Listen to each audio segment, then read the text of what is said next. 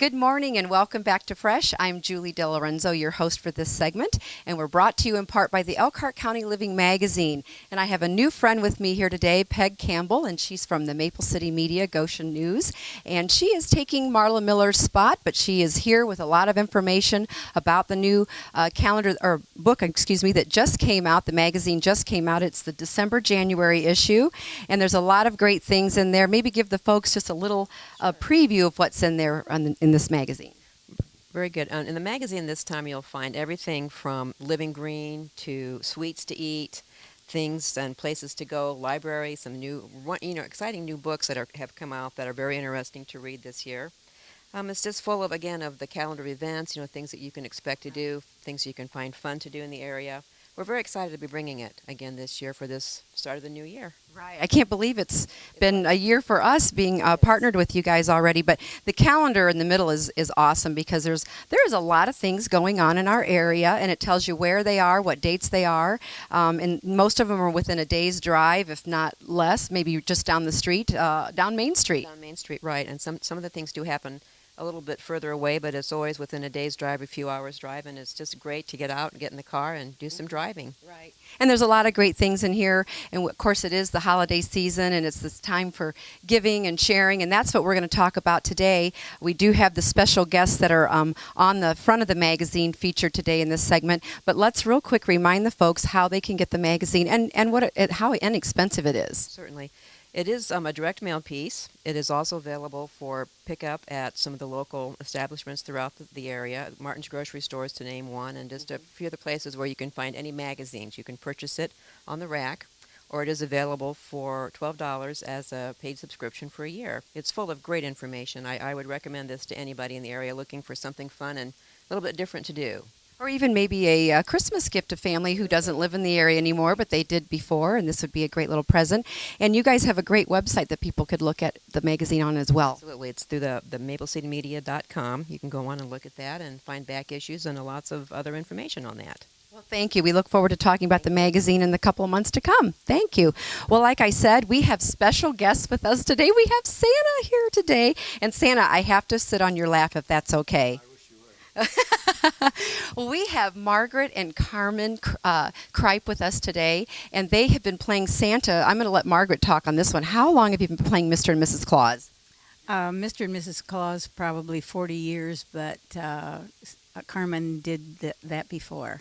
And you have been Mrs. Kripe for how many years? 57. 57 years. They look too young. Well, Santa, like every good little girl, and I am a good little girl, and we're going to talk about his dice that says whether you're naughty or nice in a little bit. But how much joy and pleasure has this been for you over the last 40-some years? After the first time I played Santa Claus, I found out that people was much happier. You've seen a happy side of them. You've seen a fun side of them. And I thought right away this would be a fun thing to do. Well, you were a young man, obviously, 40-some years ago when you decided to do that, and it's really, I think, quite admirable that a young man back then would think that this would be something fun to do, and it stuck with you, and I'm sure you've got some great stories to share. I know real quick, Margaret, you guys, you do some things at different people's homes and different companies that have you come in, and I always asked, well, what's one of your favorite roles to do? And, of course, I know you like to give out the candy. Yes, I do. I give M&Ms probably for the kids. Yeah. And they love them. And you also help because in some instances you guys have actually brought the gifts in that the families or corporations have said, here's where we're going to hide them ahead of time and just grab them and bring them in. Yes, we do that too. And it's fun.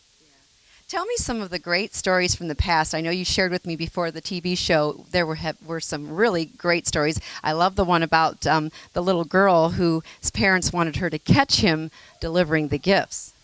Yes, it was a bus driver that I had been at the bus drivers meeting the week before, and she gave me a call and said, would you mind coming out to my house and presenting our daughter with a gift or let her catch you? And I said, yeah, what time? She said, 6 a.m.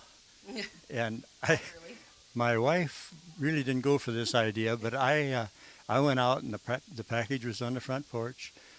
I took it out and I made some extra noise under the tree, and all of a sudden this little 3 or 4 year old come running, and she jumped up into my arms and she says, Santa, I caught you. And she said, now be sure you eat your cookies and milk. Yeah, I was going to say, did you share some cookies and milk? And for the first and only time in my life have I drank milk through this beard. And I went home, we washed the beard, and a couple hours later we was out on another Santa Clausing. Well, you know, there's all kinds of requests and wishes that little kids and adults ask Santa, but you have to share the story about the little boy who wanted something special, and you found out the next year that it came true. Well, I did have a boy that he and his mother was in a craft mall or craft shop that I was playing Santa Claus in, and I had a hard time getting rid of him after I knew quite a bit about him. And before he left, I asked him what he wanted for Christmas, and he said, I'd like to have a baby sister. And so a year later, I was at the same mall, same seat, the same mother and little boy come in, but the mother was holding a little girl in her arms. And I asked the mother. That's good work. I asked the mother, I said, do you remember what Brian asked? And she says, yeah, I think I do. Yeah. Well, I think it's just so much fun to do this, and I really, I'm sure not only me, I'm sure you've touched a lot of people's lives with the joy and the fun that you bring, and just bringing fun and joy to your own hearts as well during the holiday season. Yes, we do. Well, and we're talking all about giving. This is kind of what our segment is about today. Santa, I'm going to get up off your lap, even though it was really fun and really comfortable, and I do have a wish. I just wish that a lot of people in the area could get their jobs back so that we're on the rise again here in Elkhart. Yeah, I do too. That'd be neat. Would you like to give Santa a kiss on the cheek though, to start? Okay. All right. Well, it was fun talking to you guys, and you have a great holiday season. And so we volunteer here with Santa, and he has a lot of fun with what he does, bringing a little bit of embarrassment, but hey.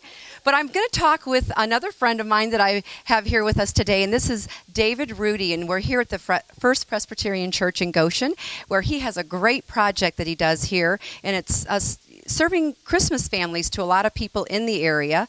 And so why don't you talk a little bit about how you started this? What came to your heart to get you started with this? Well, it wasn't my starting of the program. It started 10 years ago. This will be our 11th dinner here. But others, the Schlobaum family, initiated it. But we've had many, many people, not only from our church, but other churches in the community helping out with this. So it's really a community effort to serve the community. And we serve in excess of 400 people on Christmas Day, a traditional dinner. And so that is your main project here, is that you do serve this Christmas dinner. And I know you've had just a great outpouring of the community where they donate either money to buy the products or bring you hams and pies and potatoes and what have you. Yeah. Oh yes, we were blessed last year. Troyer's Food had some hams that were donated to us, and we've had other donations from Martin's and from Kroger's. So we never turn down donations, whether they're of supplies or monetary gifts. But it is a free dinner for the community. Now you have a prep time you talked about. Is that the day before, or when is that? It's 2 days before. We do it on the 23rd, which is the day we cook the turkeys and slice and prepare them for serving on Christmas Day, as well as the hams, the dressing, and then Christmas Day we're doing potatoes and beans and rolls and cutting pies and all the rest of that on Christmas Day. We don't do anything on Christmas Eve. Oh. Now, what time do people come here if they would like to get their Christmas meal? The dinner is at 1 o'clock on Christmas Day. It usually runs about an hour. That usually seems to be when people are here for that. And we do the carry-out meals as well. We start those actually earlier before we serve the people dining in. And we'll serve probably 100 meals delivered to people in the area. So if someone is bound in their home and can't make it out, or for whatever reason they're ill, they can have a meal delivered. Absolutely. We serve people who are normally receiving Meals on Wheels who do not serve on Christmas Day, so we pick up for them and deliver those meals to them as well. Well, it is a season for giving, for helping, for sharing, for caring. Let the folks know maybe a phone number they can call if they'd like to volunteer either as a prep or just serving the food that day. Well, thank you for the opportunity. The church number here is 533-7845. We have sign-up boards right here for people who want to stop in and simply look at the opportunities that are available and sign up themselves. But we're always grateful for the many people who do volunteer.